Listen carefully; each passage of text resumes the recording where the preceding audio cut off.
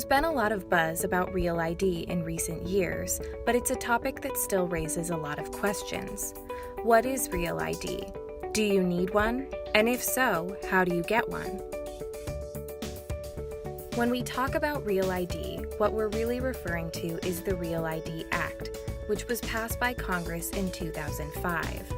It basically sets standards for identification needed to access federal facilities, nuclear power plants, and to board a federally regulated commercial aircraft.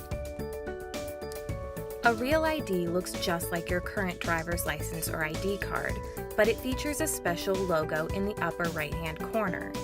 In California, it's a gold bear with a white star in it. If you have one of these on your ID, you're all set. If not, do you need one? Getting a Real ID is optional, but by October of 2020, you will have to have one to do certain things. In California, you will need one to purchase a firearm or ammunition. You'll also need one to enter a secure federal facility such as a military base.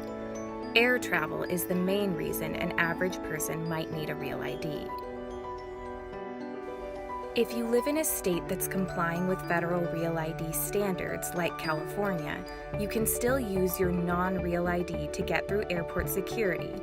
But starting October 1st, 2020, you will have to have a Real ID to board an airplane, unless you have another acceptable form of ID, like a passport or passport card. That means if you have a U.S. passport, you will still be able to fly, even if you have not yet gotten your Real ID. If you plan to fly domestically and you do not have a passport, you should get a Real ID. Getting a Real ID isn't as complicated as it might seem.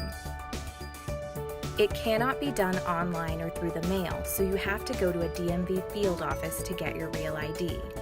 If you're able to plan ahead, make an appointment to streamline the experience.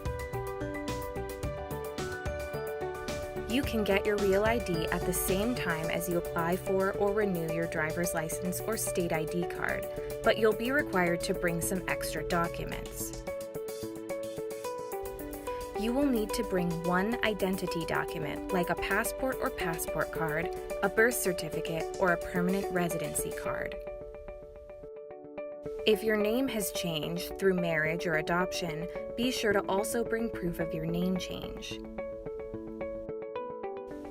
The second document you need is proof of your Social Security number. That can be a Social Security card, a W-2, a 1099, or a pay stub.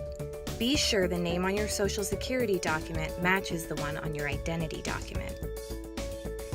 The last thing you need are two different documents proving your California residency.